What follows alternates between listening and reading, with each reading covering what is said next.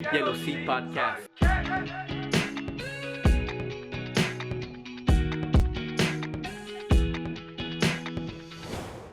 Hey, salut! Ça va? Ça va très Ça bien. Je vous présente tout le monde. Lilian Wolfersberger de chez Distillerie de Montréal. Pas mal, t'es un des rares à pouvoir le prononcer tout bien. Ouais, je sais. Je me suis pratiqué devant le miroir. C'est bon. En plus, j'allais te demander, est-ce que je l'ai bien dit? Non, c'est vrai, c'est bien.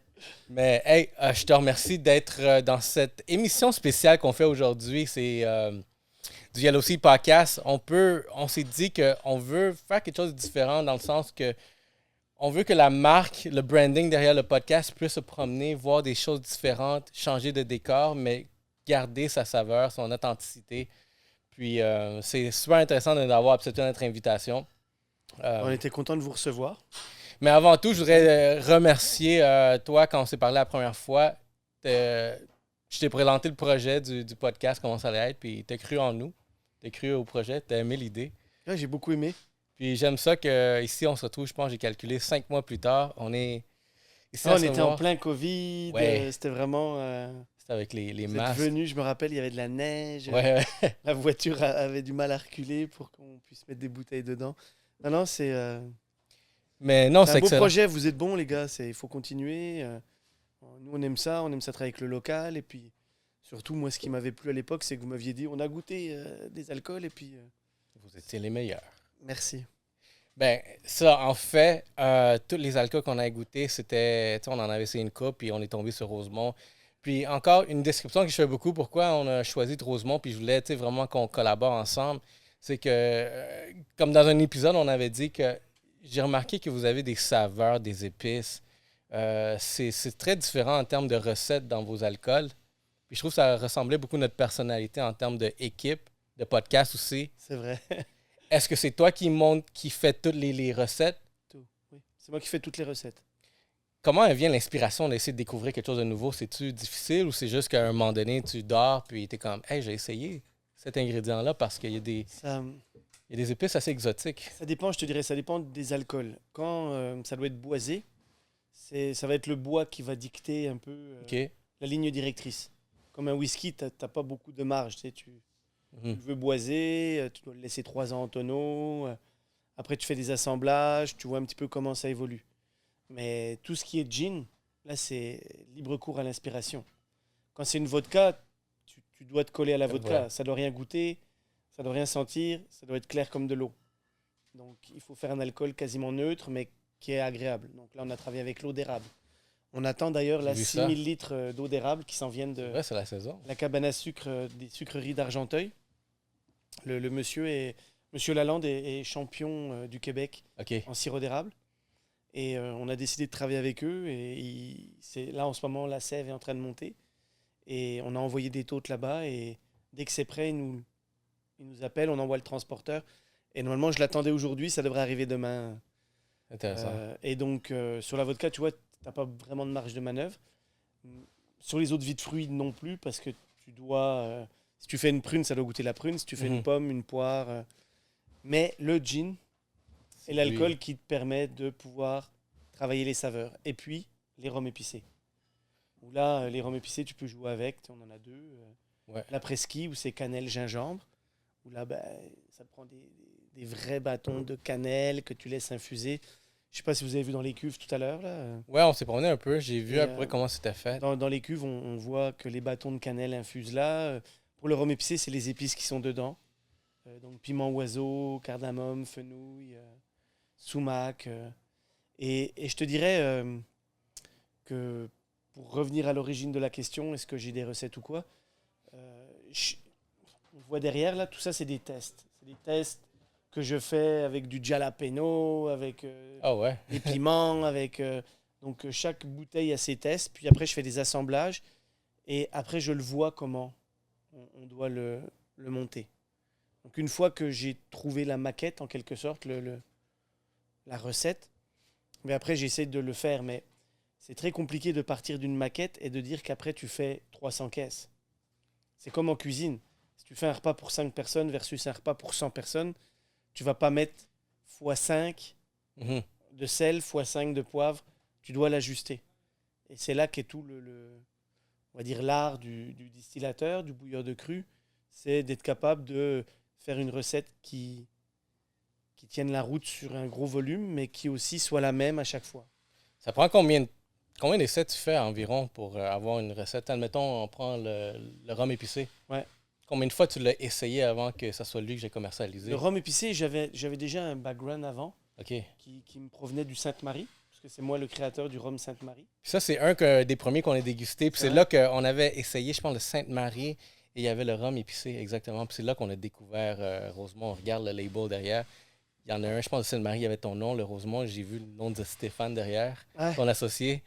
Je trouvais ça intéressant, mais raconte-nous ça, le Et donc, Sainte-Marie. en fait, le Sainte-Marie, j'ai fait mes gammes avec. Parce que, comme tu le sais, on distille notre propre rhum ici, on récupère de la mélasse, on dilue la mélasse, on la fait fermenter, et après on la distille sur nos alambics ici. Alambic charentais, on distille tout 2 fois.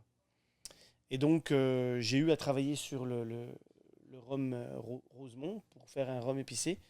Et j'ai fait à peu près à chaque fois 14 recettes différentes en allant sur différentes gammes.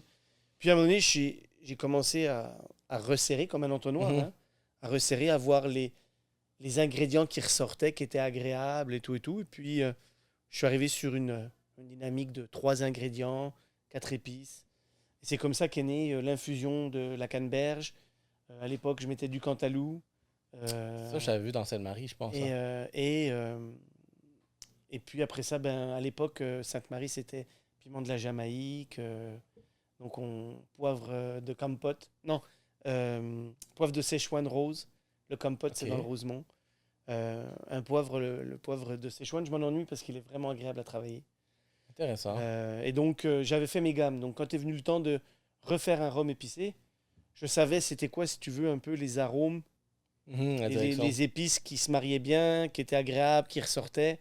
Et très vite, j'ai repiqué dans mes anciens échantillons pour refaire un rhum qui était plus à ma convenance, plus pimpé et qui était plus facile à reproduire pour être capable de satisfaire le client Mhm. sur une constance et une rigueur dans les alcools. Pour la petite histoire, tu vois, j'ai un petit peu modifié la recette à un moment donné. J'ai mis de l'anis étoilé, puis tout de suite, ça a apparu. Là. Il y a des gens qui m'ont écrit « Ah, t'as modifié la recette !» C'est dans lequel, cela, la Nice étoilée? C'était, ben, normalement, c'est dans le pastis. Puis j'ai voulu faire une spéciale recette de Noël sur le rhum épicé, mais sans le dire à personne. Pour voir si les gens allaient réaliser. Et ils l'ont vu. Je l'ai remarqué, celle-là. Je pense que j'ai remarqué la Nice étoilée. Puis quand j'ai vu ça, je suis comme. C'est tout ça qui. Le goût qui ressort de. Ils ressortaient un peu. Exactement. C'était un clin d'œil Noël, tu vois, un rhum de Noël. Là. Et, parce que j'aime bien, moi. Tu sais, en Europe, il y a la bière de Noël, il y a des jeans de Noël, ça sort à Noël seulement, puis après ça, pouf, ça disparaît, il n'y en a plus. Comme il y a la bière de Mars, Mhm. tu sais, il y a des événements comme ça. Hein. Et je m'étais dit, tiens, on va faire un petit clin d'œil. Ça prend combien de temps, mettons, si tu vas sortir, on dit un alcool qui va être plus saisonnier pour Noël, par exemple? Combien de temps en avance tu dois te préparer pour. La SAQ, ben, on en parlait tout à l'heure, là, c'est 1 an à l'avance à peu près. OK. Fait que ça veut dire si Je tu veux devrais sortir. préparer là l'alcool d'été 2022, je devrais faire Tu devrais commencer je devrais maintenant. préparer là. Hmm. Puis fait que la préparation, on va dire le temps de recette, ensuite de ça, c'est vraiment comme tu disais, euh, le funneling derrière vraiment l'entonnoir. Ça, ce processus-là, il prend quelques mois, puis ensuite de ça, tu dois faire approuver par la SAC, puis la C'est ça. SAC. Exactement. C'est une grosse machine, la SAC, de Ouais. temps que ça passe, mais je te dirais qu'il y a beaucoup, beaucoup d'avantages de travailler avec la SAQ. D'une part, parce qu'il nous amène à une certaine rigueur. OK. Euh, Je peux imaginer, Tous ouais. nos alcools passent au laboratoire, sont évalués, ton degré d'alcool n'est pas bon, d'autres paramètres sortent qui sont pas bons, paf, tu vas l'avoir. Ils exigent une qualité qui est importante, puis je pense que c'est normal. Ouais, c'est sûr. Quand tu as une tablette à la SAC, tu dois être capable de dire que ça vaut la peine d'avoir une tablette. Et puis, ben après ça, il y a cette capacité de pouvoir distribuer partout au Québec. Que si on devait le faire nous-mêmes, vu la superficie, le territoire, ça serait énorme. Et donc, quand on a envoyé nos alcools au concours de Bruxelles, dans lequel on a gagné 4 médailles, et qu'on C'est était ça. Félicitations. une des premières distilleries à gagner 4 médailles dans 4 alcools différents. J'ai remercié la première mail à qui j'ai écrit, c'est à la SAQ, pour leur dire merci. Parce que les autres sont Une part de vraiment. cette médaille vous revient, parce Parce que qu'ils c'est sont vous qui stricts. m'avez obligé à sortir un alcool constant, de qualité, bien fait, quoi. Fait que la SAC Donc, travaille bien avec les distilleurs locaux pour essayer exactement. vraiment de sortir. Mais il t'oblige, en fait. Tu dois répondre à ce cahier des charges. Il y a un cahier des charges, il y a des normes, il y a des paramètres euh, qui te permettent après d'aller rivaliser avec les alcools à travers le monde entier, quoi. C'est intéressant ça parce que je trouve que la perception qu'on dit la population envers la SAC n'est pas nécessairement la plus favorable parce que c'est une société d'État, fait que c'est toutes nos taxes et ceci. Mais tu sais, si on va voir le côté de l'autre bord de la médaille, du côté plus entrepreneurial, ils veulent encourager Oui, et puis les. sincèrement, ils tirent vers le haut vraiment les produits locaux. Ils se sont retournés très rapidement et très vite, ils ont compris que de mettre le local sur les tablettes, de mettre en valeur les produits québécois, en plus en aidant le client, le consommateur, avec des appellations bien précises, à savoir que si ton produit est fait à 100% du Québec, donc par exemple, nous, on en a trois. La pomme, OK. si elle est faite 100% au Québec, que tu la distilles, que tu la fais fermenter et tout, euh, c'est origine Québec. Ça, c'est à peu près, je ne sais pas si je me trompe, mais 2 à 4% des produits à la SAQ sont origine Québec. Donc ça veut dire que 100% tout provient du Québec. OK. D'accord? Après, tu as élaboré au Québec, fabriqué au Québec, élaboré au Ouais, Québec. ouais. Donc tu peux acheter une base d'alcool, tu peux faire infuser tes plantes, tes baies dedans, tu le distilles, et ça, c'est fabriqué au Québec ou élaboré au Québec. Et puis après, tu as, donc il faut le distiller, d'accord? Il faut quand même faire un processus, une préparation. Puis après, tu as tous ceux qui achètent de l'alcool, achètent des arômes, achètent de l'eau, mettent du colorant, peu importe. Et ça, c'est embouteillé au Québec. OK. Ouais, ça, Et j'ai. donc, le consommateur commence à réaliser de qu'est-ce qui est fait 100% au Québec, qu'est-ce qui est pas 100% québécois, mais avec énormément de travail, et qu'est-ce qui est fait comme embouteillé, quoi. Et ça aussi, ça aussi, c'est la SAQ qui est capable de pouvoir un peu démêler les différents types d'alcool produits au Québec. Et ça aussi, ils l'ont fait quand ils ont pris la décision, mais ça s'est fait mais hyper rapidement, quoi. On a dû lister tous nos produits, dire exactement de ce que c'était, et puis paf, on est allé de l'avant, quoi. C'est Donc intéressant. c'est intéressant pour le client aussi. Puis comment vois-tu vraiment, mettons, ça fait combien d'années que Distillerie de Montréal existe jusqu'à présent? Nous, Ça fait. on a eu notre permis en 2013. Fait que là, on est rendu à 8 ans. Ouais, exactement. Donc, ça fait 8 ans. Euh, on peut dire que, tu sais, on fait des rhums depuis quasiment le début, de l'érable depuis le début. Toi, les rhums, on n'a pas le droit d'avoir origine Québec, parce que la mélasse vient pas du Québec. Donc, mais pourtant, on fait tout de A à Z. Alors qu'il y en a d'autres qui vendent du rhum, il n'y a pas de distillation, il n'y a pas de fermentation, il n'y a rien du tout. Ils achètent une base de rhum, mettent de l'eau, des arômes, et c'est embouteillé au Québec, mais Mhm. tu comprends, Puis je trouve, j'ai remarqué aussi quelque chose d'autre, que quand nous autres, on a commencé notre projet, notre podcast, puis tout, c'était beaucoup pour essayer de faire la promotion locale. Puis c'est là qu'on a découvert Rosemont, mais entre autres, on a remarqué que quand on s'est lancé vers, hey, on va aller peut-être dans la place la plus facile où être trouver vraiment peut-être des découvertes à la SAC, on a commencé à découvrir tout plein d'alcool. Puis soudainement, on s'est rendu compte qu'il y avait beaucoup de distilleurs locaux qui. Toi, comment as-tu vu vraiment une croissance il y a de. eu une explosion de distillateurs depuis, allez, je dirais les 5 dernières années. Moi, j'ai eu le premier permis de microdistillerie après Michel Jaudoin. Michel Jaudoin, c'est le premier. OK. C'est comme celui qui a ouvert la voie, c'est lui qui a fait la première demande de microdistillerie. Il y avait d'autres distillateurs au Québec, mais des distillateurs de grosses quantités, d'accord?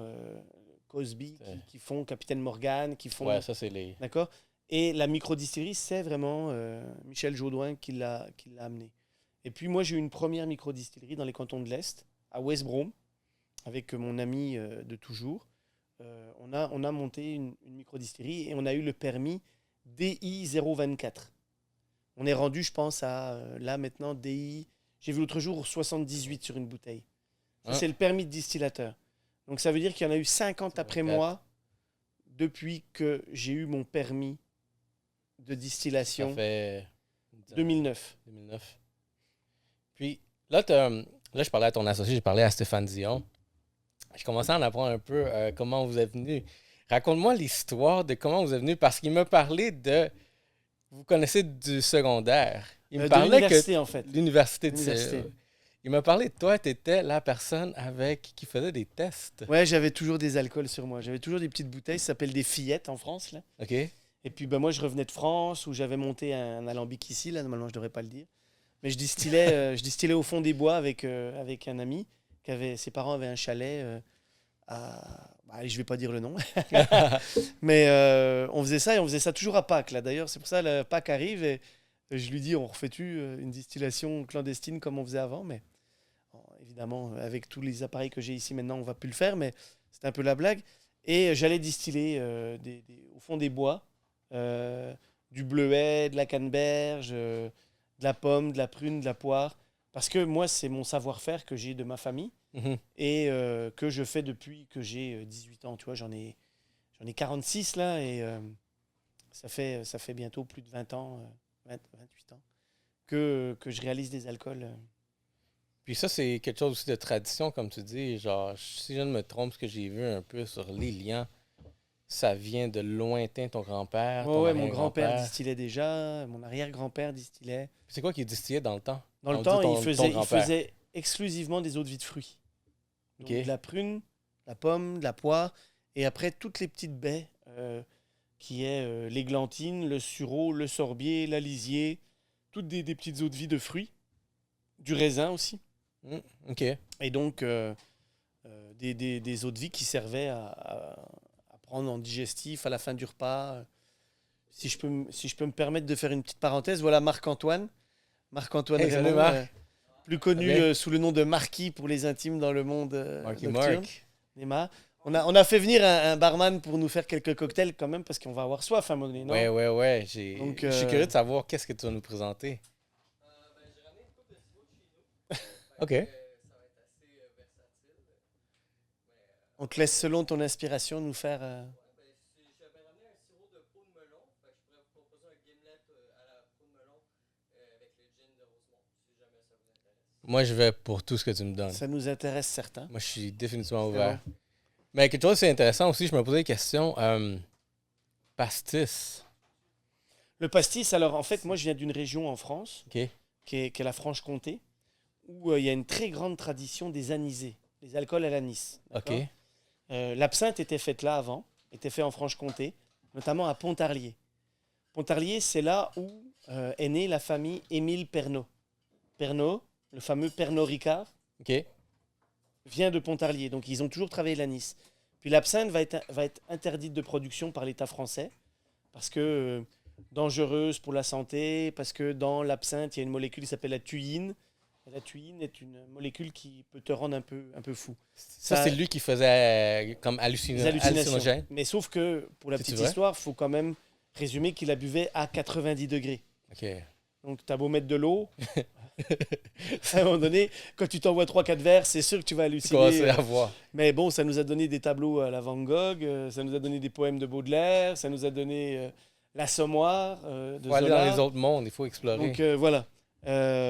Et donc, quand l'absinthe va être interdite, ces familles-là vont migrer dans le sud de la France et vont se reconvertir à faire des anisés sans utiliser les plantes pour faire l'absinthe, puisque c'est l'absinthe...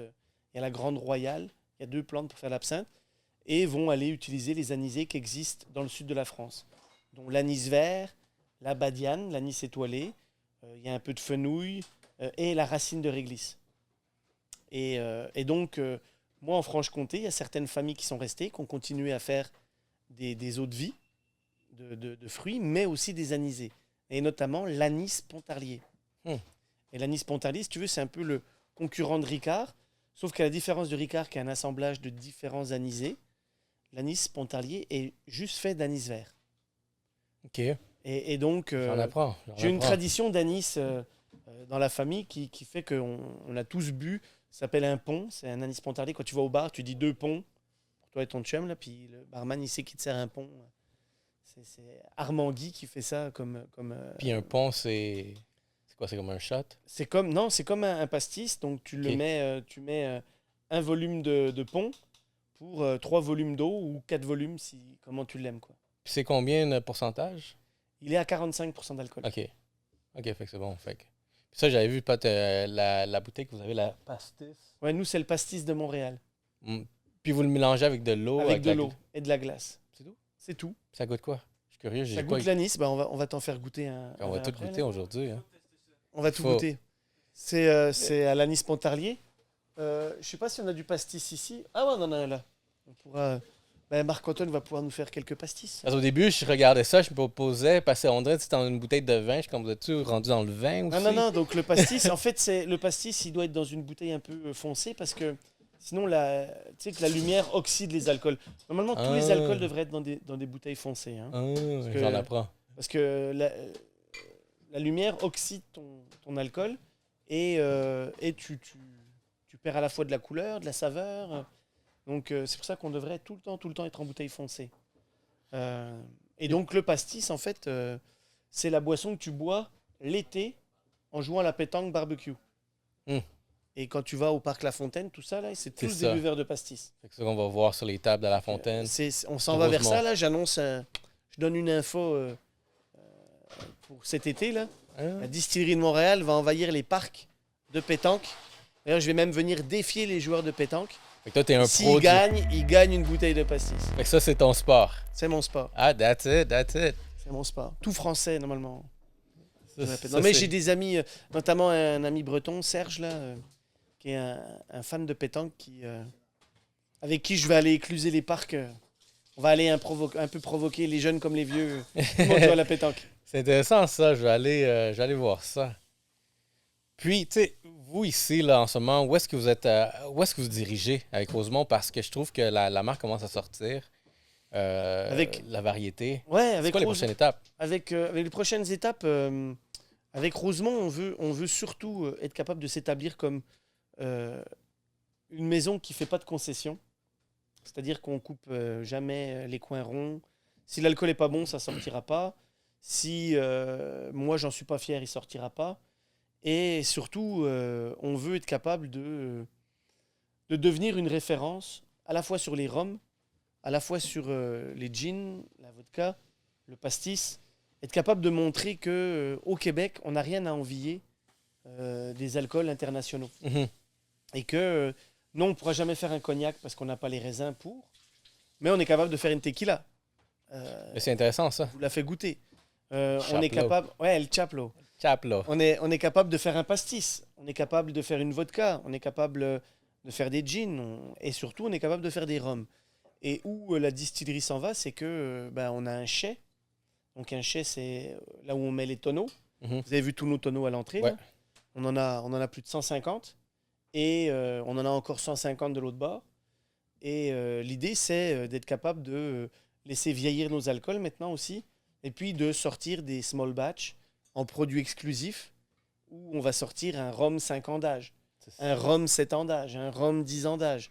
Pareil pour les whiskies, pareil pour les pommes. Et surtout nos rhums où maintenant on fait 2 types de rhum. On fait un rhum de mélasse et on fait un rhum de sucre de canne. Puis ça, c'est une question que j'avais aussi. Je me demandais si vous aviez genre ce type d'alcool-là qu'on va voir seulement sortir dans quelques De années. quelques années. Ça veut dire que ça vous avez déjà commencé le long. Ouais, oui, des années, moi là. j'achète des tonneaux à tous les ans. T'as-tu hâte? Ouais, j'ai hâte. J'ai hâte. J'ai hâte, et ça, pour moi, c'est un des grands plaisirs à la distillerie que d'aller goûter dans le chai, voir comment les tonneaux évoluent, comment le bois amène une certaine complexité à l'alcool, comment après on fait des mélanges de tonneaux. Parce que peut-être tu le sais pas, mais les tonneaux, c'est pas tous les mêmes. C'est pas toujours le même bois. Donc tu as du chêne américain, tu as du chêne français, tu as du chêne portugais. Puis- Et ensuite, tu as des chauffes dans les tonneaux. OK. C'est-à-dire que le tonnelier, avant de fermer le tonneau, il met le feu dedans. OK, ouais. Puis Et ça, c'est en qu'est-ce qui fonction donne de le- s'il le met 1 minute, 2 minutes, 3 minutes, 4 minutes, c'est toast numéro 1, 2, 3, 4. Et en fonction de comment le bois est brûlé, il va aller donner des tanins des arômes à ton alcool qui ne sera pas le même s'il est brûlé d'une autre manière. OK. Puis, mais on va dire le Rosemont rhum épicé, lui, c'est quoi ça? Il passe en tonneau de chêne américain. OK. Enfin, Puis, québécois. puis la brûlure en dedans, c'est combien? On a un Quel toast, degré? là je donne des secrets de fabrication. OK, c'est bon. On a un Ah ouais, toast, dites ça. on a un toast 1 et 2. Ah, On veut pas trop de boisé non plus. OK. Ça serait quoi, on va dire, un exemple d'un rhum qui va être trop boisé, qu'on connaît, qui est commercial, ça existe-tu? Ça n'existe pas trop, non, parce Non. que normalement, le travail du Fait que c'est maître de chais, c'est d'être capable de faire des assemblages pour aller chercher les tanins. Par exemple, si tu prends un chêne américain, tu vas aller chercher plus des notes de vanille que si tu prends un chêne français, tu vas aller chercher plus des notes de noisette.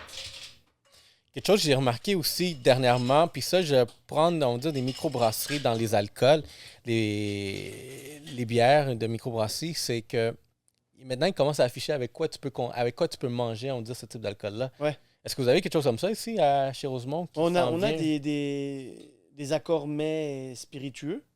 C'est pour ça on travaille avec Marc-Antoine comme Ça, c'est notre comme mixologue. barman en résidence. En fait, c'est un peu notre ambassadeur. Et puis, à chaque fois, il fait des créations. Donc, c'est sûr qu'après, on le voit bien en comment ça fonctionne avec les alcools. Puis nous, on est affiliés. On a comme des histoires d'amour avec certains restaurateurs. Puis, Ça serait qui on va ton- dire ma bromance, là, c'est avec Charles-Antoine Crête du Montréal Plaza, qui, lui, quand il voit mes alcools, qu'il les goûte, il me dit « Ah, ça irait très bien avec ça » ou « Ça irait très bien avec ça ». Et par exemple, la pomme, eh ben, il fait des granités avec. Le gin au concombre, il fait un c'est extrait bon. pour les pétoncles. OK. C'est de la grande gastronomie, là, d'accord? Fait que toi, c'est- t'es le maître distilleur, puis lui, c'est lui le Distillateur. distillateur. Excusez-moi, je l'ai entendu en plus, puis Distillateur. distillateur et Je me lui... permets de te reprendre, c'est parce que c'est une erreur tout le temps, mais Mais non, c'est bon, parce que j'ai remarqué en plus, tu l'avais dit tantôt quand c'est ça le terme, il faut que je me Distillateur. corrige. Et lui, c'est le chef cuisinier. c'est le grand chef. Vraiment, c'est un des plus grands talents au Canada, là. Oh! Même pas juste au Québec. Donc le pastis, il les a très bien fait. Ça, c'est bravo. un pastis. Ça, c'est le pastis. Pastis, donc santé. Santé, merci beaucoup. Normalement, tu sens l'anis, Ouais, ouais. fenouil, Ouais, je peux sentir. Ça me fait penser à... On va goûter. l'anis étoilé, la racine de réglisse. OK. Donc, toi, ça, c'est frais, ça, c'est l'été, là. Il fait chaud, il Oui. fait 30 degrés. Ah, T'es au bord du barbecue, t'es avec tes chums, tu discutes, c'est frais, tu bois ça, paf, paf. T'as des crevettes, tu mets ton pastis dessus, tu fais flamber. est-ce que ça passe Des bien avec un notes de- cigare? Comment? Ça passe bien avec un cigare ou... Ben, le Ça peut cigare, manger. c'est plus le whisky, là. Ça, c'est plus pour manger. Puis, il y a une tradition qui dit que à chaque fois que c'est écart, c'est l'heure du Ricard. Mm. Donc, 11h15, l'heure du Ricard, 10h moins le quart, C'est tout le temps un c'est écart. toujours l'heure du Ricard. On est tout le temps à l'heure. Bon, là, c'est un pastis de Montréal, là. C'est pas, on fait de la pub pour Ricard, mais Ben- c'est la référence. Quand tu parles de pastis, c'est toujours Ricard, la référence. Puis maintenant, tu sais, que je goûte, que je peux vraiment associer, on va dire, le goût, ça me fait penser à la sambuca. Pas loin, sauf que la sambuca, elle n'est pas jaune. Elle devient Ça- blanche quand tu la colores avec. Généralement, la sambuca, tu la dilues pas avec de l'eau. Ouais, ça, tu le prends comme Comme tu prends ça. juste des shots. C'est un peu. Ça, c'est dilué avec de l'eau. Notre pastis, Ça, c'est c'est à intéressant. 50. Hein? C'est intéressant, j'aime ça. Mais tu sais, on me dit comme la sambuca, tu peux la flamber aussi. Ça, Ça tu peux aussi. flamber. Oh, ouais. Ça donne un petit goût. Ou un petit peu caramélisé. Comment vous trouvez ça, les gars? Vous aimez ça? Ça va être notre gros hit pour cet été, là. Tu sais quoi, on va en Pastis faire de promotion. Montréal. On va en faire promotion de celle-là. On va l'amener, on va le faire goûter parce que même ça, nous autres, dans notre podcast, c'est. Vous avez remarqué, les bouteilles sont tout le temps là. Ouais, ouais. Fait qu'on aime ça, le faire goûter, le faire découvrir. Le gin, il y a eu du bon commentaire par rapport au gin. Tout le monde l'a aimé. Même moi aussi, que quand je l'ai pris tu sais, froid, sec, avec la glace, comme ça passe très bien. Ça passe très bien. C'est ma marque de commerce. Mes alcools ne doivent jamais, jamais brûler. Mais tous les alcools, Sinon, t'as échoué. Puis tu sais, je pourrais dire, tu sais, juste pour essayer de flatter, mais non, c'est vrai que tous les alcools, ils passent super bien. Merci. C'est ça qui m'a... Tu sais, vraiment que j'étais comme étonné que ça vient d'ici. Parce qu'admettons, la perception que moi j'ai, je sais pas si d'autres personnes l'ont, mais c'est comme un rhum. Moi, je viens du Nicaragua, fait que... C'est des très bons rhums. Le rhum, c'est fait dans un pays chaud. De mélasse, en plus, Nicaragua. Beaucoup Ouais. de mélasse.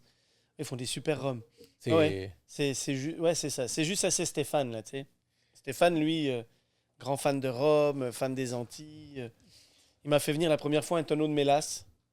Puis je reçois ça, puis c'était Qu'est-ce qu'on dense, fait tu sais, avec à ça? pomper, qu'est-ce qu'on fait? Puis il me dit que dès qu'il m'envoie une base avec du sucre, tout de suite, je me mets en mode, OK, C'est on intéressant, est chercher ça. l'alcool qui est dedans. C'est vraiment une carrière très spéciale. Et là, la première fois qu'on a fait nos tests, là, c'est sorti, on a fait, OK, on a quelque chose, là. Et donc, c'est pour ça que nous, depuis maintenant presque 6 ans, 7 ans, on va dire, là, on fait du rhum, là. On fait du rhum. Comment penses-tu qu'admettons, au Nicaragua, c'est le flor de caña, l'alcool. Ouais. En République, il y a Brugal. Comment tu penses que c'est eux, ils te voient voir un Canadien, Quand je... un rhum canadien, quand- c'est comme ça qu'ils vont l'appeler. Quand je les côtoie dans les sommets internationaux, dans les dégustations, dans tous les pays producteurs de rhum, là, à chaque fois, ils disent, mais il n'y a pas de rhum au Canada. Est-ce tu que sais. tu es comme le underdog? Tu es Un comme, petit ah, peu, un petit peu. irrite-toi, là, tu es Et- comme, et, ah. Et donc, d'avoir gagné la médaille d'or au concours international des spiritueux, au concours mondial des spiritueux de Bruxelles, a comme fait, OK, là, il vient, on était à la même table qu'eux, là. Costa-Ricains, Nicaraguayens, et tout ça, là. On était à la même table qu'eux, là. Puis bam, on va chercher la médaille d'or. d'or. Puis là, ils ont comme fait, Là, il goûte. OK, là, ils goûtent, puis là, ils font, OK, il y a quelque chose, là. Donc, tu vois, autant nous, on vient en tant qu'underdog et puis dire, boum, les gars, surveillez vos arrières, là, on s'en vient. Ben, c'est intéressant, ça. Surtout avec des... Là, on va commencer à sortir des rhums vieillis. On a des 26 mois, des 36 mois, qui sont en test, que je pourrais vous faire goûter après, qu'on a soutiré des tonneaux. Il y a des belles choses qui s'en viennent, là, avec des notes de caramel salé, des notes de salinité, avec des tonneaux qu'eux n'ont pas forcément accès. Et Mm. puis surtout, nous, on a un climat qui nous permet de faire vieillir nos alcools. Je ne sais pas si tu as vu, le chai est dehors. Vous savez, les Mhm. tonneaux, là, sont juste sur le... C'est exprès qu'ils sont là. C'est pas parce ouais, qu'ils manquent c'est- d'espace. Non, c'est exprès. Pourquoi? Parce que ils subissent des chocs thermiques constants, là. Ah ouais, puis ça, c'est... Parce que chaud, froid, que je suis sûr qu'un rhum au Costa Rica est jamais amené à des moins 20 comme nous, on l'a eu pendant 2 semaines, là. Fait que là-bas, c'est... Tu comprends? Là-bas, c'est vieilli à une température de plus 30, on va dire, là. Et là, ici, nous, on amène des chocs qui fait que l'échange thermique dans le tonneau est beaucoup plus grand. Donc, amène un certain vieillissement qui va être différent des rhums au soleil. C'est intéressant, ça, comme dynamique. Mais j'aime ça. J'ai hâte de voir ça, le 3, 5, 7 ans. Moi, je suis un gros fan de rhum. Mais celui-là que j'ai été très... que j'avais hâte, c'est le tequila. Là, c'est une autre game parce que, encore là, la perception, on va dire, du consommateur régulier, c'est comme, ben, la tequila, ça vient du Mexique. Mais non, la tequila, genre, qui vient du Québec. Fait que là, quand tu vas aller au sommet avec les autres producteurs des tequila, ils vont te regarder de la même façon. Non. Sauf qu'on va pas pouvoir l'appeler. Ah, tu veux pas tequila. l'appeler? Ah, on va l'appeler Ouais. eau de vie d'agave, là. Eau de vie d'agave. Comme on peut jamais présenter un calvados mais on va la présenter en eau de vie d'agave. Est-ce que, admettons, vu que tu l'appelles eau de vie d'agave, c'est comme l'appellation, on va dire, le nom tel quel, qu'est-ce que ça prend pour, on va dire, toi, tu décides, comme, tu sais, quoi, je veux lui donner, on va dire, sa marque, comme tequila, comme champagne. Ça prend que tu dois obligatoirement le faire dans la région d'appellation. Est-ce que la matière première doit être poussée ici ou sinon? Non. Il faut Fait que c'est vraiment juste- que tout provienne de la région délimitée du Mexique. Je pense que c'est la région de Tequila et de Guadalajara. Là. Ouais. Et ton agave doit venir de là. Ta distillerie doit être là. Et tu dois l'avoir produite sur place. En France, là, si tu veux faire un cognac ou un calva, tu dois avoir Faut que tu une sois zone délimitée en Normandie pour le calva. Tu dois utiliser un type d'alambic particulier pour le faire. Et tu as le droit de distiller seulement pendant une certaine période. Hmm. Et si jamais tu ne respectes pas un des 3 critères, là, Tu peux pas avoir le nom. tu ne pourras jamais avoir le nom. Est-ce que tu as des ambitions comme ça, de faire quelque chose ici? On- C'est euh, c'est encore ils ont loin. voulu, l'association de distillateurs du Québec, ont voulu mettre une appellation d'origine contrôlée sur l'érable, Ok. en l'appelant acérum. Et moi, je m'y oppose. Je Pourquoi? m'y oppose parce que justement, je viens d'un pays où la contrainte est tellement importante que, par exemple, dans ma région en Franche-Comté, on a plein de pommes. On fait du jus de pomme qu'on transforme en cidre et qu'on distille, comme un calva. Mais on n'a pas le droit de distiller du cidre parce que le cidre est uniquement, on peut uniquement le distiller dans la région de Normandie pour le calva. Tu me suis? Mhm. Donc, on est toujours obligé de garder des bouts de pommes qu'on met dans notre fermentation pour dire que c'est pas du cidre. Ah ouais, c'est strict. Et donc, d'une part, il y a tellement de contraintes, et d'autre part, si on doit vraiment avoir une appellation comme la sérum, il faut aller alors vers un cahier des charges que tout le monde respecte, Mhm. à savoir utiliser les mêmes levures, la même base, le même alambic, et quasiment le faire à la même période. Hmm. Or, il y en a qui prennent de l'eau d'érable, du réduit d'érable, du sirop d'érable, qui changent un peu tout, tu comprends? Donc, à partir de là, ben, moi, ça ne me tente pas. Euh, Pourquoi s'imposer avec des cahiers des charges, des normes, quand il y en a qui vont distiller avec des alambics chinois, il y en a qui vont distiller avec des alambics allemands, qui vont distiller avec... On n'a pas les mêmes alambics. Mhm. Fait que si on n'a pas la même machine pour faire de l'alcool, pourquoi est-ce qu'on devrait avoir le même nom? Tu C'est comprends? c'est intéressant ça, puis quelque chose que je veux même creuser encore ça, puis tu l'as mentionné, les alambics. Pour quelqu'un qui sait pas c'est quoi, comment tu pourrais le Alors, décrire? un alambic, en fait, c'est la machine qui te permet d'extraire l'alcool. Donc, une fois qu'on a fait fermenter notre matière sucrée, quoi, une base de sucre, une base de sirop d'érable, de pommes, de rhum, de mélasse et tout ça, une fois qu'elle a fermenté, donc que la levure a transformé le sucre en alcool, tu dois le mettre dans une machine qui s'appelle l'alambic, que tu vas faire chauffer. La vapeur d'alcool est plus volatile que la vapeur d'eau. L'eau, ça bout à... 0 degré. Ah, oups. Allez, on J'ai fait, rien un, dit. on fait un petit coup. Attends. 100 degrés. 100 degrés. D'accord? L'eau, elle bout à 100 Je degrés. connais ça, là. Mais la vapeur d'alcool, elle bout à 78 degrés 3. OK. Donc, dans l'alambic, tu fais chauffer la matière que tu as fait fermenter. La vapeur, elle monte, elle s'évapore, elle est canalisée, elle passe. Et ensuite, une fois que la vapeur, elle monte, elle passe dans un serpentin ou dans une colonne qui est alimentée avec de l'eau froide. Et donc, ça vient recondenser la vapeur. Et ce qui coule, c'est de l'alcool. Vous avez vu, là, on distille aujourd'hui. Ouais, ouais. Ce qui coule, c'est de l'alcool. Parce que c'est la vapeur d'alcool qui OK. subit un choc thermique avec de l'eau qui reste froide, Et qui le transforme en alcool. Et tu as mentionné, c'est quoi la différence, on dirait un alambic qui soit allemand, Ben, français, chinois? Par exemple, un alambic charentais comme on a, nous, donc un alambic qui vient de Cognac, qui sert à faire Rémy Martin, Grand Marnier, Hennessy. C'est la maison Chalvignac qui les fait. Un alambic charentais, il va avoir certaines particularités, notamment la flamme dessus est directe.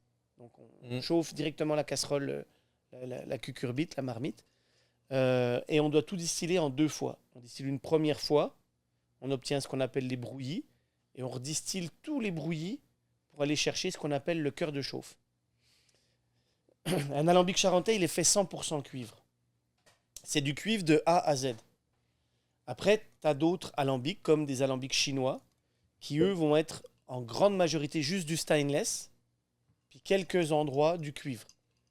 Après, tu as les alambics à colonne, les alambics allemands, Müller, Holstein, qui eux sont des alambics où tu distilles tout en une fois.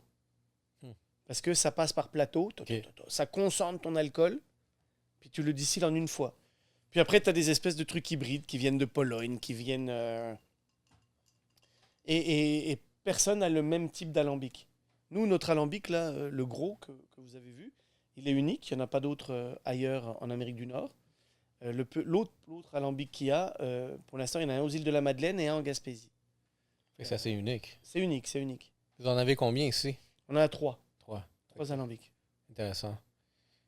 Puis là aussi, tu sais, vraiment dans le même contexte, Rosemont est en train de grossir. Puis j'ai vu les installations. Quelque chose de nouveau. Vous allez faire des formations aussi. Est-ce que ça va être toi qui va... Ouais, ça va être Marc-Antoine.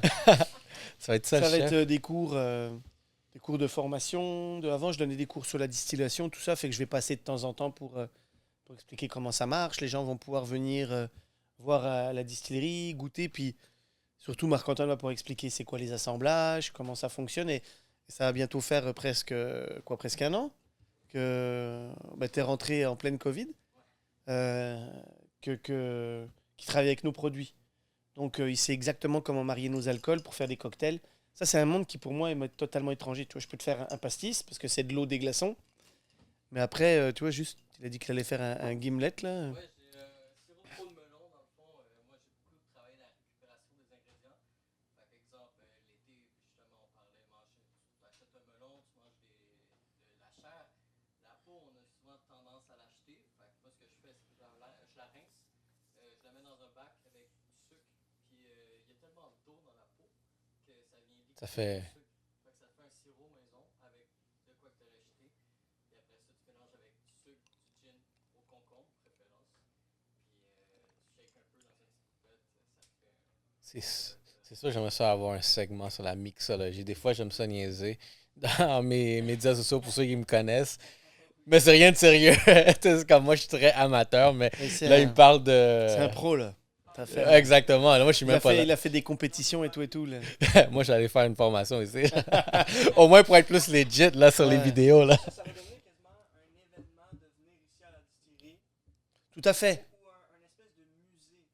Un peu. Ouais, ça va être entre les deux un peu en fait, parce que tu vas autant pouvoir voir les cuves de fermentation, comprendre comment on fermente, autant comprendre la distillation, puis après voir tout l'aspect de pimper les alcools pour être capable de les faire évoluer en drink, en cocktail, puis d'aller chercher les bases des cocktails, des whisky sour, des old fashion, des... Je sors des noms là, mais tu me demandes fais-en un, je ne saurais pas te le dire. Là. Mais tu comprends, donc oui, effectivement, il va comme y avoir un tour qui va pouvoir se faire. Et puis, on devrait avoir une boutique aussi. Et le projet sur lequel on est à l'heure actuelle, c'est de faire un bar. C'est intéressant. Mon Dieu. Donc, on aurait un bar avec évidemment Marc-Antoine à la barre qui permettrait de, une fois que les gens ont fait le tour, de dire bah, tiens, t'as aimé quel alcool en dégustation? Ah, bah, j'ai aimé le gin rose. Bah, regarde, je vais te faire goûter quelque chose. Donc, les gens repartiraient d'ici avec Un une idée, t-shirt, puis puis en sachant la comment. trousse. Utiliser le produit Exactement. de manière créative. Mais savoir comment que le produit, d'où il vient, La culture, à la base, puis Puis- tout ce qu'il y a en arrière, c'est quand même cool à savoir. Mais c'est intéressant comme activité parce que moi, je me vois venir ici, admettons, avec ma femme, puis on se fait une activité où est-ce que, hey, on va là, on va apprendre à faire quelques mix, on s'achète une coupe de t-shirts. En sortant de la sortie, boum, tu achètes ton kit, puis tu vas faire ça à la maison. Exactement. Et après, c'est ça. Ils vont faire des sirops, ils vont faire des trucs tu sais, qu'on va pouvoir aussi vendre là, puis commencer à pouvoir mettre la gamme, puis dire bah, regarde, tu vas aller faire ton cocktail à la maison après. Ben, voilà quoi. T'as tout en main. Puis surtout, je pense que plus on va être capable d'informer les consommateurs, d'informer les gens comment on travaille, qui comprennent notre méthode de fabrication, plus ils vont s'approprier la marque et comprendre que ben voilà quoi, on n'est pas de l'industriel, Ouais, ouais, on est. tout est distillé, tout est fait maison, tout est, il y a un vrai travail derrière quoi. On va continuer à vous encourager. C'est bon. Vous allez voir à chaque au coin C'est de la bon. table. On a besoin de vous. On a Puis, besoin de vous. est-ce qu'il y a une question? Je suis curieux. Vu que tu fabriques ton alcool, est-ce que tu es fidèle à tout ton alcool? Est-ce que tu bois d'autres alcools? Ah oui, j'en bois d'autres. Comme quoi? C'est quoi ta. J'ai certains whiskies que j'aime, que je Ok. serais pas capable de faire, comme par exemple Talisker, Ok. qui vient de l'île de Skye. C'est un whisky tourbé là, que j'aime boire une fois de temps en temps. Il y a des grands cognacs. Ouais, les cognacs, on Paradis passe. impérial, c'est mon péché mignon. Tu laisses une bouteille là, c'est sûr que je la vide. C'est fini. Il y a Nika Whisky, qui est un whisky japonais que je me suis promis d'aller visiter. Les autres sont intéressants, les Japonais. Ouais, comment ouais, ça- vraiment, ils travaillent d'une certaine manière. Puis il y en a un qui est un peu craqué comme moi, là, qui fait des alcools à 43 degrés 6, 47,8. Donc le gars, il fait des small batch, il travaille comme un... Ouais, vraiment comme un champion. Il y a de l'Armagnac, tu sais, que je serais pas capable de faire parce que... Donc, mais après ça, je te dirais, je bois essentiellement que mes alcools. Je peux imaginer. Quand tu es distillateur, là, puis que tu es dans l'alcool toute la journée, tu sais, ce matin, j'ai goûté 8 alcools différents. Après, tu vois, À je prends un quelle verre heure? avec toi ben, de 10h à midi. Les 5 Moi, heures je quelque part. crache, hein, je te rassure, mais tu les goûtes, mais tu as plus plaisir après. Parce que maintenant, moi, je bois que mes alcools Mhm. blancs, comme ça, Ok. pur. Marc-Antoine, depuis qu'il est rentré dans ma vie, me fait des drinks, me fait Ouais, des t'es trucs. comme, c'est quoi Tu ça? vois, il m'amène vers un autre monde dans lequel j'étais pas La génération. plus à même que ça, quoi. Et donc, ouais, avec Stéphane, on est des fans de champagne et de vin blanc. Donc, on est aussi là-dedans, quoi. On est Quelque chose pas- quelque chose d'intéressant, tu sais, quand on a dégusté la première fois du Rosemont, un commentaire qu'on a fait, c'est comme, j'aimerais ça m'asseoir avec Lilian et Stéphane sur un podcast, en train de prendre un verre, puis déguster, puis voir vraiment, juste à goûter les saveurs derrière, je me dis, vous devez être des personnes dynamiques. Je me dis, comme, il y a... Moi, j'en suis sûr. Stéphane, je sais pas. Non, je rigole. Mais, ouais, ben, ils nous représentent bien, nos alcools, je trouve, parce qu'ils sont un peu flyés, ils sont droits, ils sont ronds, ils sont agréables. C'est une bonne... tiens, tu me fais réaliser ça, là. Ça va avec la personnalité. Ils nous représentent bien parce que à l'aveugle, on peut les reconnaître. On sait que c'est un Rosemont sur un pastis, sur le gin au concombre, sur le gin rose parce que la couleur nous influencerait. On a quand même une certaine... on a une identité, tu comprends? On n'est pas un truc sans corps, sans âme, Mhm. Juste pour essayer de vendre. qui est juste alcoolisé pour vendre. Là. Mais je pense que c'est ça qui est important aussi, tu sais, derrière de toute marque, c'est avoir un âme, avoir un but, une mission. Puis maintenant, au fur et à mesure que je te parle, je vois que c'est beaucoup plus de juste faire des alcools pour essayer d'en faire. Il y a une passion. Il y a une passion et puis il faut quand même pas oublier que ça fait 7 ans qu'on est là. On a pris possession des locaux ici en 2013, 2014. Et faut pas oublier que on n'a pas fait d'alcool pendant presque, à nous, là, pendant presque 3 ans. Donc, tu parles quand même d'une recherche, vraiment une grosse recherche et développement. Là. R&D. Donc là. des fois, les gens nous disent « Ah, vous êtes en feu, vous avez sorti 7 alcools. » Ouais, mais... Mais c'est l'histoire entrepreneuriale, ça. C'est comme tu C'est- vois mon c'est- succès maintenant, mais C'est parce que ça fait 3 ans, 4 ans que je suis là-dessus et que j'en ai sorti 2, oui, pour d'autres personnes, comme le Sainte-Marie et Waikis Vodka. Mais tout ça, c'était de la recherche et développement. Pendant ce temps-là, on faisait l'érable. Pendant ce temps-là, on préparait les rhums. Pendant ce temps-là, on faisait des eaux de vie de fruits. Pendant ce temps-là, on pensait au gin, à travailler avec, tu vois. On mettait en tonneau le whisky. Donc, Il y a un c'est sûr que processus les gens que ils peuvent personne voir voit. de manière marketing, ouais, Rosemont, ils font tout et n'importe quoi. Mais non, il y a un vrai travail de recherche. Puis il n'y a pas un seul alcool, comme je disais tout à l'heure, qu'on sort sans avoir validé avant. Tu sais, là, on sort le sureau. OK. On sort Sureau, un ça alcool veut de quoi? sureau. Une liqueur de sureau. Mais la liqueur de sureau, on a reçu les fleurs de sureau au mois de juillet, quoi. Donc, tu calcules, de juillet à maintenant, ça fait presque 1 an qu'on élabore cet alcool-là avant de le sortir. Donc, Admettons, tu sais, c'est comme. Puis je lance ça comme ça, parce que moi aussi, j'ai comme. Mais je connais rien. J'ai une ambition, j'aimerais ça avoir un alcool éventuellement, tu sais, plus vieux. Comme je dis, je te ramène à mes racines au Nicaragua. Je sais qu'il y a des cultivateurs de canne à sucre qui font pousser, puis je me dis, comme. Peut-être à un moment donné, j'aimerais ça aller acheter mon terrain, faire pousser. faire pousser. Faire Là, pousser. tu puis- m'envoies le jus de canne à sucre. Puis là, je pourrais te Et l'envoyer. puis à toi. là, on te le distille. Puis là, on pourra reparler alors. C'est intéressant parce Vraiment, que. ce que Encore- je cherche. Ah. On n'est pas capable d'avoir de... Tu sais, pour faire un rhum agricole, quoi. Avec vraiment la canne à sucre. Il faut l'osmoser parce que ça se transporte pas bien. Et on a comme à peu près 1 mois et demi de délai. Donc par bateau, tu sais, le temps qu'on le reçoive, c'est comme Fait que ça, une short, là, mais on peut le faire. tu Fait que, t'es en train de me donner une mission. Là, en Je te ce mets la moment, balle là. dans ton camp, là. Ah, la balle de mon corps.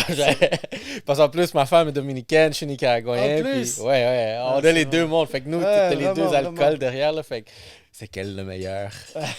On fait Le gars, pas. est bon. Ça, c'est comme les Haïtiens, quand tu les rencontres, là, pour eux, là, il n'y a rien qui peut battre Barbancourt, là. À chaque fois, je leur dis, non, t'as pas goûté Rosemont. Ah, Puis ça Barbancourt. finit toujours, quoi qu'on fasse, là, qu'on ait des dégustations, C'est de des l'orgueil. événements, c'est toujours la guerre, là. Il y a toujours des Haïtiens qui viennent, là. Non, Barbancourt. Comme le Français qui a eu, tu sais, pop, une petite piqûre de Ricard à la naissance en disant, tu ne boiras que du Ricard. Je pense que c'est pareil en Haïti, pop. C'est Barbancourt jusqu'à la fin de ta vie. Ouais, c'est vrai. Les Haïtiens sont très forts, le barbancourt. C'est comme il n'y a C'est que- rien d'autre. Ouais. Mais pour la petite histoire quand même, notre plus gros vendeur de rhum épicé est à Saint-Michel, donc dans le quartier haïtien. Là. Et il y a une SAQ là, ils achètent des caisses et des caisses de Rosemont épicé. Donc on se dit, on bat peut-être un petit peu Barbancourt quand même. Il faut que tu envoies à ce magasin-là les casquettes aussi. Ouais, là. ça on Là, va tu le vois. faire, on va le faire. On va aller faire des dégustes juste là-bas pour eux. Là.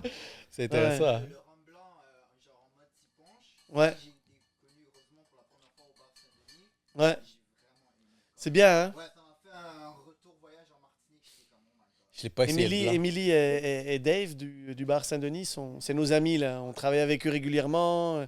Et c'est eux qui ont élaboré les premières recettes pour le Rosemont blanc. Et à l'époque, David Gauthier et Émilie Humsey ont fait le lancement de nos rhums à leur bar. La première fois, il y a 2 ans.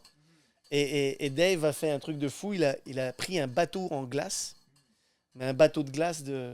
Ouais, le gros cube. Puis On ne parle pas du petit bateau, là. On parle du bateau. Pour aller en haut du bateau, il a demandé à ce qu'il y ait un tuyau qui parte du mât, de la dunette en haut, jusqu'à une truc de canon avec un tuyau. Et avec un entonnoir, il versait du Rosemont blanc en haut. Et toi, t'arrivais, t'attendais devant le canon. Le second. Et là, j'ai soif. tu prenais une grosse giclée et ça te prenait un escabeau pour monter en haut du bateau. Fait que tu vois la taille du bateau. Il a tenu toute la soirée sur le comptoir du bar Saint-Denis et il l'a mis seulement le lendemain sur la rue et il finissait là. Il a fini bateau de Playmobil, là, tu sais, là. Mais un truc énorme. Et donc le bar Saint-Denis, je leur tire mon chapeau. J'espère qu'ils ouvrent bientôt parce qu'ils ont fait 2 recettes. Ils ont fait un Capitaine Mojito et un petit punch avec le rhum blanc qui sont extraordinaires. C'est une de mes recettes préférées, le Capitaine Mojito. J'en bois et j'en bois. C'est même dangereux. Je vais devoir Avec essayer un ça. jus de concombre, c'est vraiment excellent. T'as-tu hâte que que les restaurants ouvrent? T'as-tu un événement qui se prépare pour l'ouverture? Bah, on aimerait bien, tu vois, justement, avant d'arriver, j'étais au Montréal Plaza avec Charles-Antoine et puis on parle de terrasses, d'ouverture, d'événements, Putain, de produits à préparer. Oui, on est tous dans l'euphorie. Là, on a juste hâte Moi, je pense que dès qu'ils vont annoncer que ça va ouvrir, je pense que Montréal va s'en aller. Ça va va prendre être en feu. feu. Ouais, Ça va ça prendre ça feu. va prendre feu. Ça va être comme la Coupe Stanley qui est arrivée en 93. Exactement. Mais non, j'ai hâte aussi qu'on retourne à la normale. Puis c'est bon parce que on a découvert, on disait les alcools, on a découvert le Rosemont durant la période qui faisait froid. Mais là, comme tu nous avais donné l'orange électrique, puis celle-là, pour moi, dans ma tête, c'est quelque chose que tu fais durant l'été. Un apéro spritz. Ouais. Puis regarde, j'ai fait pour Noël. On était confinés, c'est juste moi et ma femme. J'ai inventé quelque chose. J'ai pris celle-là avec le gin. J'ai mis du sirop de fruits de la passion. Quoi d'autre? C'est à peu près tout. Puis avec Un tonic, quoi. Ouais, exactement. Ça devait pas mal, donnait- ça. Oh, c'était bon. Ouais. Puis le goût de fruits de la passion aussi, c'est quelque chose qu'on recherche. J'ai fait des tequilas avec des fruits de la passion. Je pense que ça, je vais faire avec... j'ai expérimenté avec un chapelot. El Chaplo. El chapelot, est-ce que vous Tu allez vas me avoir... redonner des nouvelles? Oui, je vais en faire un. C'est bon. J'adore les margaritas, fait que je pense que je sais c'est lequel. Est-ce que vous allez avoir une batch limitée de chapelot, admettons, ou ça va être... Pour l'instant, tu vois, là, on a 150 caisses et on envoie 140 à la SAQ. Et on reçoit de nouveau de l'agave dans 2 semaines. Donc, on va repartir les fermentations, les distillations. Ça prend combien de temps dès que vous allez recevoir la gave? Le temps de embouteiller, diluer, fermenter. Moi, je fais fermenter à basse température. C'est à peu près 1 semaine et demie de fermentation. Après, c'est distillation. OK. Et après, on laisse affiner l'alcool en cuve, tranquillement. Et on l'ajuste avec de l'eau, tranquillement aussi. J'ai toujours eu la perception que l'alcool, ça prenait des mois, même des années à produire. Mais Oui, ce que certains en tonneau. Sauf les alcools blancs, tu peux aller assez rapidement. Notre rhum, par exemple, lui, doit passer en tonneau, notre rhum blanc. Il doit passer en tonneau et après, on doit le refiltrer. Intéressant.